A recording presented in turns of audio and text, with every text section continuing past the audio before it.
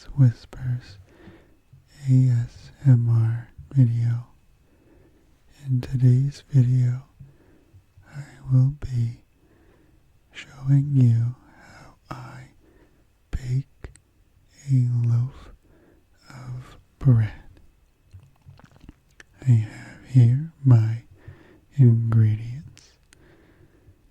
Here you'll see I've got some bread flour, some sprouted wheat flour, some active yeast, some salt, and some water.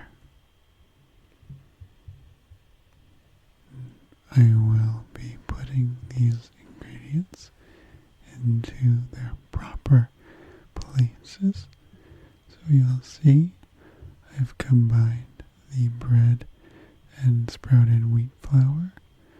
I have portioned out my yeast and my salt, and I've also heated up the water that I will be using for this recipe. The yeast will be added to the water, and the salt will actually be added to the bread flour mix. So, I'll do that now.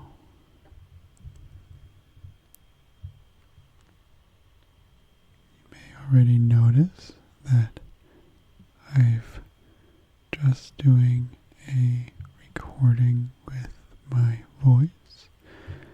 I wanted to reduce or have some control of the amount of noise, since my process isn't necessarily the most calming, but I thought I have as much fun with this as any other of my hobbies, so I wanted to share this with you.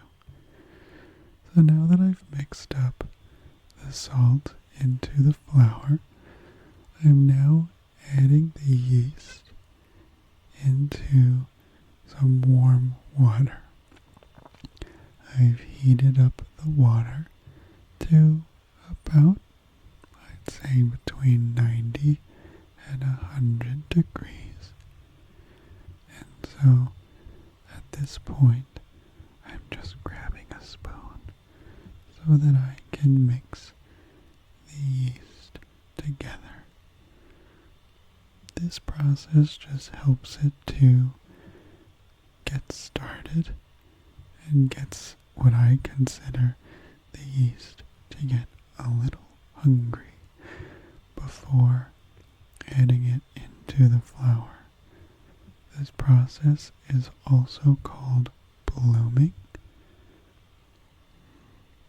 So that will sit for about 10 minutes or so, just to get started.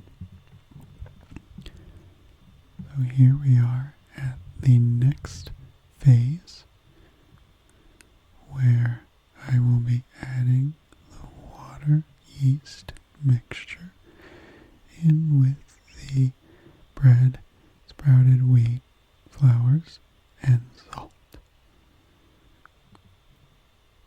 You may have noticed I didn't add sugar, as it's not really a necessary ingredient as far as baking bread goes.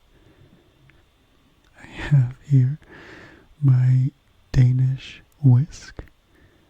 I enjoy using the Danish whisk for the earlier phases of mixing up all of the ingredients, as it helps to keep my hands clean during what I consider to be the messiest part of the process.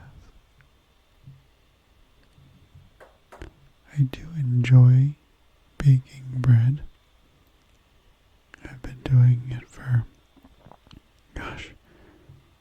think almost a decade at this point. It's just a fun activity, and it's something that I find to be quite relaxing, though watching this video while I record, I realize it's a rather aggressive process, but I think it's still fun, and hopefully if you're still watching, you're enjoying this too. So, the whisk is great for cleaning up the sides of the bowl and getting any dry bits that are left over thoroughly incorporated into the rest of the recipe. So, I'm going to clean off the Danish whisk as we won't need that anymore. And that mixture is actually going to sit for 10 minutes. And then we'll come back to it. I know that many people might knead right through until their dough is ready to go. I really like the process of mixing it really quickly, maybe 10-20 seconds or so, and then letting it rest for 10 minutes. I do this about 3 times or so.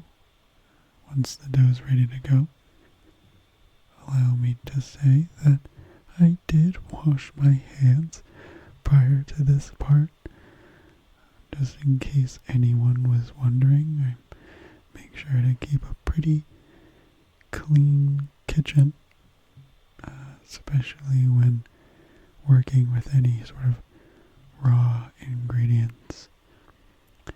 So you'll see that I'm just folding it, moving it around, and it's already starting to come together. I'm pretty happy with that. So again, I'll go wash off some of the remaining dough on my hands. I'll cover this again, leave it for 10 minutes, and get right back to it. So we're back again, and this is now the second time coming back for a mixing. And you'll see I'm doing just about the same as I had done before, and the dough is really starting to work with me. It's becoming smoother, the gluten is forming, and that is one of those parts of the process that is so essential for traditional bread making. I know that there are plenty of gluten-free options out there, and while I respect many people who may struggle with gluten-related issues, I find that many may suffer simply from the preservatives that exist in, say, traditional store-bought breads, which is why I enjoy making it myself. So, round 2 is done, and again, we'll wait 10 minutes or so before coming back to it, just continuing to allow the gluten to form. And so, at this point, I'm mixing and mixing and mixing.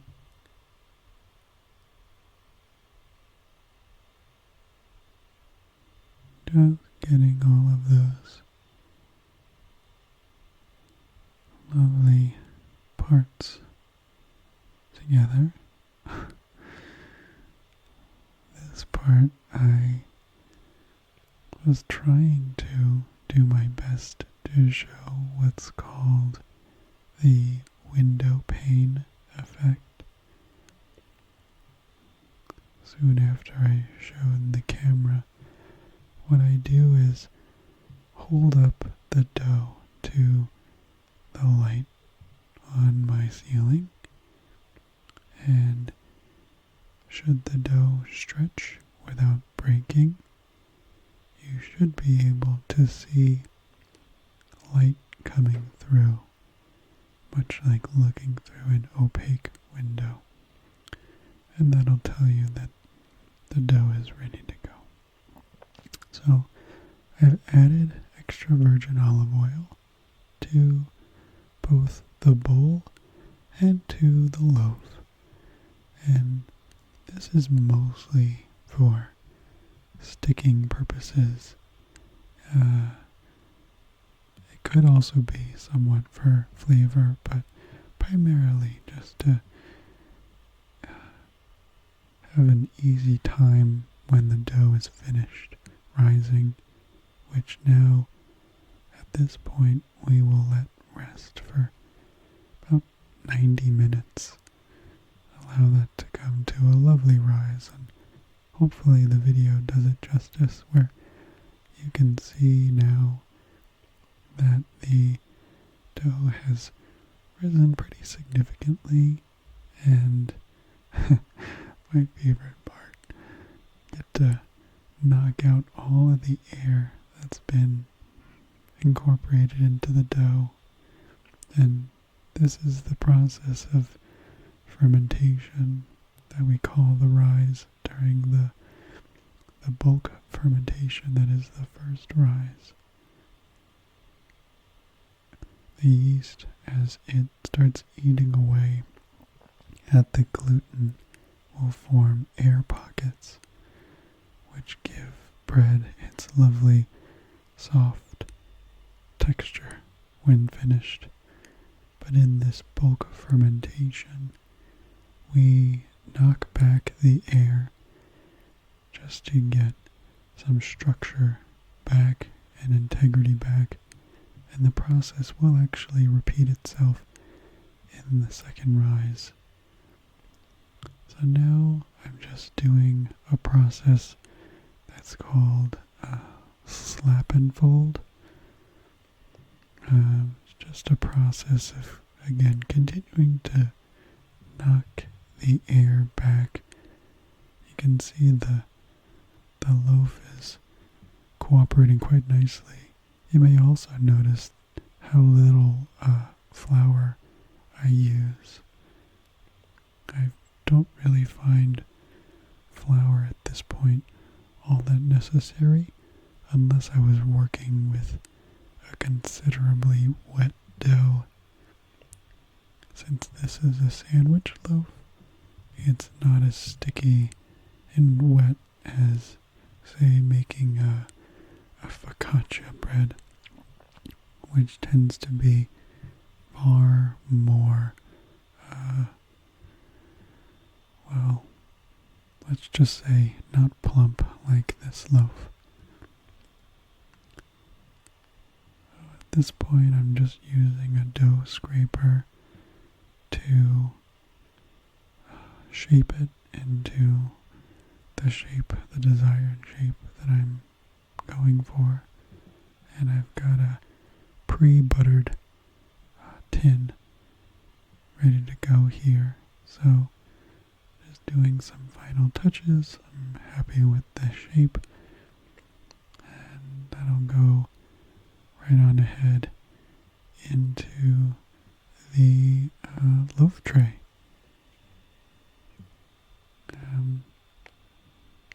This dough will now sit for about an hour more while my oven heats up.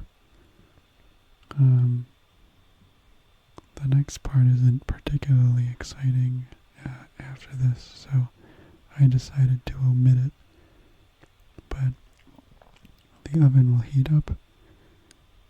The risen dough will go in again after it's been an hour or so during the second rise. And what we'll be left with is that finished product, which you'll see shortly. And there she is. The finished sandwich loaf.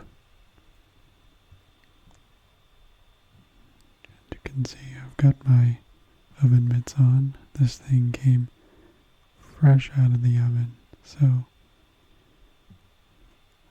the tray itself is still quite hot.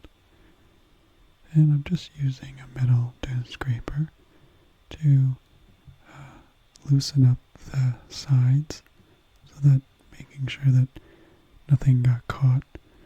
That's what the butter is for. It's to help give it a little bit more flavor, but another kind of stick prevention system that I've developed. And I've got my cooling rack there. I'll roll this bad boy out, and we can all appreciate just how it came out. So this loaf will actually be cut into sandwich slices.